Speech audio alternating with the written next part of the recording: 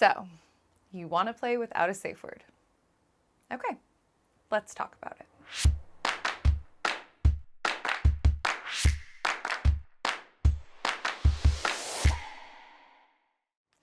Quick warning that this video will contain discussions of assault. Okay, let's start with the disclaimers. 1, I recommend that everyone always plays with a safe word as it's the most reliable way to communicate clearly during a scene. 2, anyone claiming to be a professional spanker that states that they do not allow for safe words is not someone I would recommend playing with. Okay, disclaimer's done.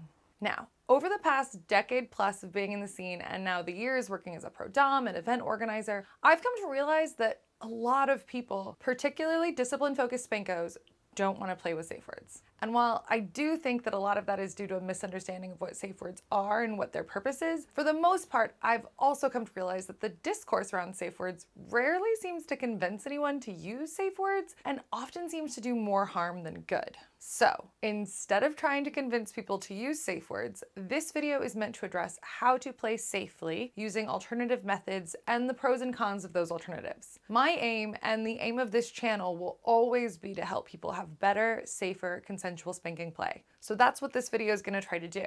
I'm not out here shilling for the safe word company. I'm an advocate for risk-aware consensual kink, no matter how we get there. So what is a safe word exactly? What are we even talking about here? A safe word is a specific word agreed upon prior to play that, if said, would stop play. Given that BDSM and spanking in particular often involves the appearance of non-consent, with the bottom saying, "No, it hurts, stop, and please no more," and the top saying, "I decide when it stops, not you," it's important that there be a way to distinguish between the plaintive cries of a good hard spanking and those of someone who has decided that they want the scene to stop. Because unlike in vanilla sex, in kink, no doesn't always mean no. So safe words are the easiest way to reinstate the no means no concept while still letting the bottom fight or resist. That's it. That's the whole thing. It's a shorthand for withdrawing consent. It's a method of risk management. So why would someone not want to use a safe word? And how can those people play with less risk? Well, let's go through the 3 main scenarios I've come across for why someone would not want to use a safe word. Situation 1. Safe words are just too BDSM. This often applies to spankos specifically, where they think safe words are too formal, too BDSM-y, that they're unnecessary and that they ruin the fantasy. There's no issue that the bottom could withdraw consent, it's just that they feel like safe words don't feel right. The solution to this one is pretty simple, and it's what I call the genuine distress method. Essentially, rather than using a specific safe word, you instead use signs and cues of genuine distress. In reality, this is how most long-term couples play, even if they don't specifically say that they do, where during a scene the bottom might turn and in a different tone of voice simply say, "Hey, insert top's real name, stop. Seriously, stop." And the top would stop because it's obvious that the person isn't still in the scene whining that the spanking hurts. Similarly, phrases like, "I'm in genuine distress," "I no longer consent," "I want to leave," also work. And then obviously the top is also looking for signs of physical or medical distress. Signs of distress would be things like erratic breathing, physical resistance that doesn't seem in keeping with the scene, a change in tone, or someone going completely still or silent or seeming to shut down. Like I said, this is easy enough for established partners, but for new partnerships or first-time play, it's far riskier. Communication is tough in the best of times, and this requires more of it than simply using a safe word system. This system also requires the bottom to be willing and able to communicate forcefully and truthfully, or it requires the top to be exceptionally vigilant and observant.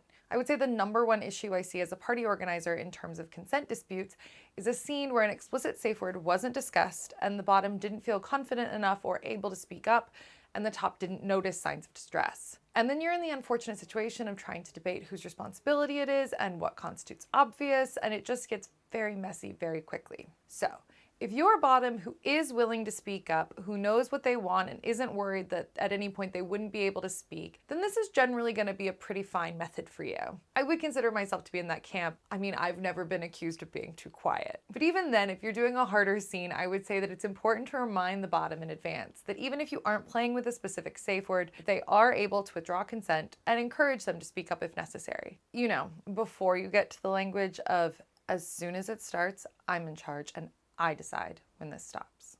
If, on the other hand, you're a bottom that knows they wouldn't ever speak up, who no matter what is unlikely to admit distress, and you're playing with someone new or doing a hard scene, you need to disclose that to the top so that they're prepared to be looking for signs of distress, and or they can decide if they're comfortable playing in that situation.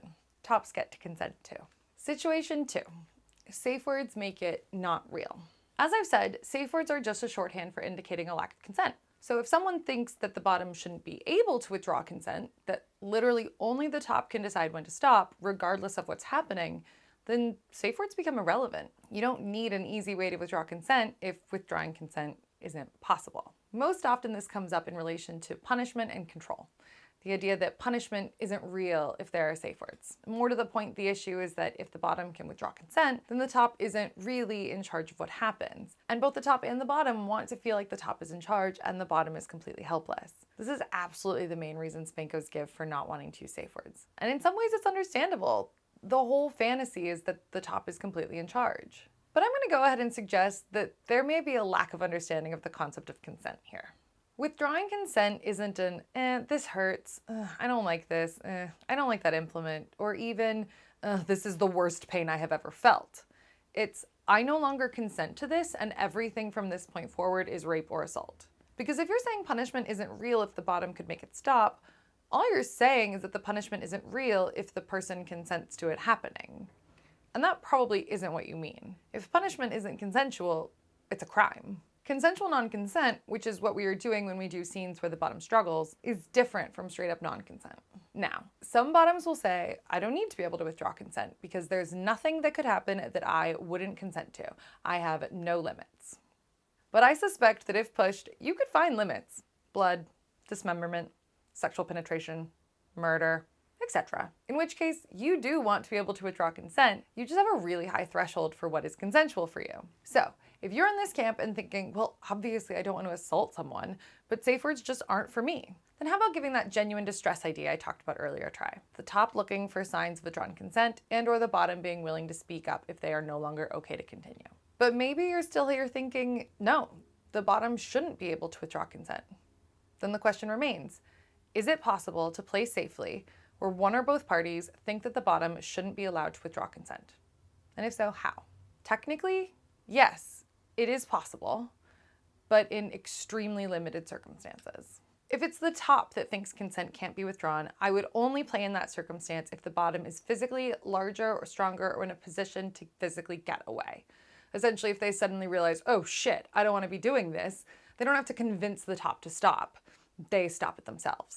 Honestly, I would never play with a top who said that they didn't think I should be allowed to withdraw consent. Because no matter how good your relationship or how skilled they are or how much you trust them, things can go wrong. I mean, I've done it before. I played with someone who I was dating who thought that in punishment, I wasn't allowed to withdraw consent. I got to agree before it started and then I got no more say. And that seemed fine to me. I never thought I would ever not consent. But one time I didn't. I couldn't breathe properly.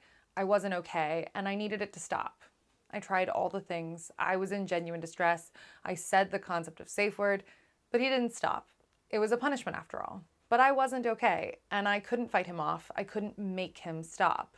And I was assaulted. And I can confidently say that the feeling of being spanked when I wasn't consenting didn't feel like I was being punished, or even like I was being spanked. It felt like I was being assaulted. And while it certainly wasn't my fault, it's also fair to say that he was very clear that he wouldn't care if I tried to withdraw consent, and he wouldn't stop until he felt I was suitably punished. And that's exactly what he did. I just never thought I ever wouldn't consent to what he was doing to me, or that if I did, he would stop because he loved me and he wouldn't hurt me and would know that something was different and wrong. I was taking a big risk, even though I didn't realize it at the time. Playing with a top who doesn't think a bottom can withdraw consent is always a risk. And whether or not you're willing to take that risk is always your choice. It's very possible that you will never have any issues, that you'll never find yourself in a circumstance where you don't consent. But the risk is higher in this type of situation than in any other potential situation. So it's up to you if that's a risk you're comfortable with. Now, had the roles been reversed, had he been the bottom, he would have had no problem overpowering me and making it stop. So I would again say that the only time I think it can be safe to play with a top who doesn't think you can withdraw consent is if the bottom is physically able to leave. But I often find that it's actually the bottom who thinks that they don't want to be able to withdraw consent. They might be convinced that they can't let go or have the full experience if in the back of their mind they know that they can make it stop. In that case, I think you can play safely if either the bottom is larger, stronger, or able to physically get away, or where the top is willing to become responsible for the well-being and consent of the bottom. Now, that second one is quite risky and potentially dangerous, but functionally quite similar to playing with a bottom who says that they wouldn't speak up even if they were in distress. Sometimes in these cases, I will float safe words during negotiations so that they're like primed in the bottom's mind, essentially saying like, well, normally I would play with safe words. I use bread, so that in potentially an emergency, the bottom might remember and use the safe word. But really, it's the top's job in these settings to be hyper vigilant about signs of distress. Again, signs of distress would be things like erratic breathing, physical resistance that doesn't seem in keeping with the scene, a change in tone, shifts from phrases like, I'm sorry, it hurts, to I can't take this anymore, or someone going completely still or silent or seeming to shut down. None of these for sure tell me the person is withdrawing consent or has been pushed too far, but they're big red flags for me, and they usually mean I will pause, assess the situation, and try to get the bottom to talk to me so I can work out where they're at. And if at any point I become too concerned or I am not sure anymore that the person is consenting, I will stop the scene myself. That part's important, so let me repeat that. If at any point I become too concerned or not sure that the person is consenting, I will stop the scene myself. All the bottom wants is to feel like they weren't the one who made the choice to stop the scene. So sometimes what that means as a top is that you have to be the responsible one and stop it, even if it's earlier than you or the bottom may have planned or hoped for. It's a lot of responsibility on the top and not something I would choose to do lightly. It's certainly higher risk, but it is also possible. Situation 3, concerns bottoms will use safe words all the time. All right, so then there are some people who think that if you give a bottom a safe word, they'll use it as soon as the spanking starts to hurt, essentially in bad faith. Now, my experience is that when a safe word is presented as the idea of withdrawing consent rather than as a means of mid-scene negotiation, people don't just safe word because something hurts. Because when you safe word, the scene ends. And you'll quickly learn as a bottom that if you safe word when you didn't really mean to, you'll end up disappointed. I personally really like the stoplight safe word system of red, yellow, green. I'll make a whole video on that at some point. But it's fair to say that in some ways, that system really is a method of mid-scene negotiation and communication, and it could be used frequently. But when a safe word is just the equivalent of, I no longer wish to consent to what is happening to me, it's very rare that bottoms will use that just because something hurts. Essentially, this isn't a good reason to not use a safe word. Just use one. That said, if a bottom were to fake genuine distress or purposely misuse safe words, that would be a big problem. Something like claiming a health scare during a scene that wasn't real, or using safe words when they don't mean them as a means of bratting. That is entirely unacceptable behavior, and as far as I'm concerned, is a form of abusive and unsafe play on the part of the bottom. Tops aren't the only ones who can violate consent. That bottom is not safe to play with unless that behavior is firmly established and discussed beforehand. If they think they might fake genuine distress or medical concerns in the scene, then I would insist on playing with a safe word.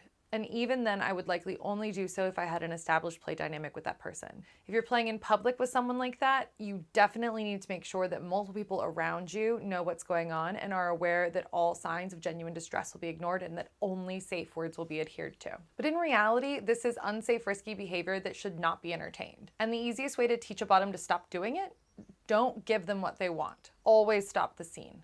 Always. If they use a safe word to brat and then say, haha, I was just joking, I would say, well, I wasn't. You used a safe word and that means the scene stops.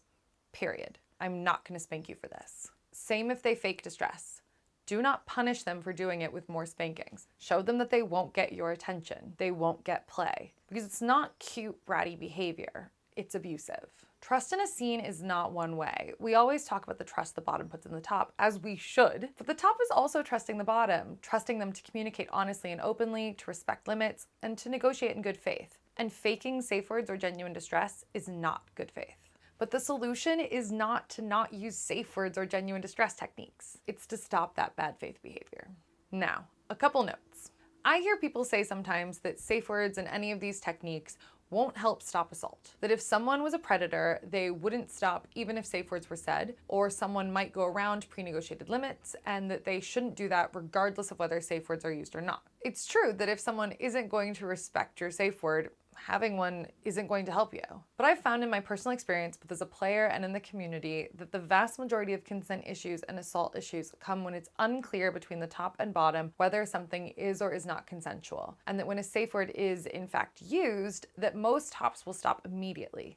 They aren't wanting to spank someone who literally doesn't consent. So while safe words won't stop someone who intends to assault, it or these other techniques can prevent the miscommunications that result in the vast majority of consent violations. Using these techniques can also make it easier to suss out those people who genuinely are predators, who don't care about consent, and distinguish them from people who either have had bad habits that need to be fixed or simply have had a miscommunication or a failed scene. All of this is just about risk management and risk awareness. You are always taking a risk when you engage in kink.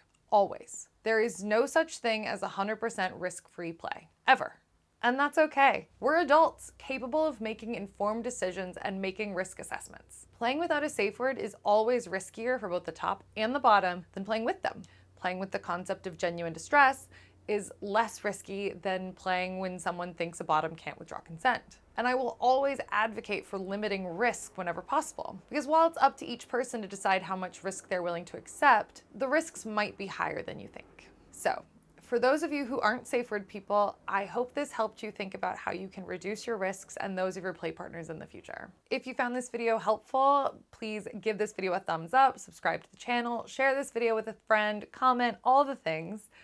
This video is only able to exist because this channel is able to exist with the help of our patrons on Patreon.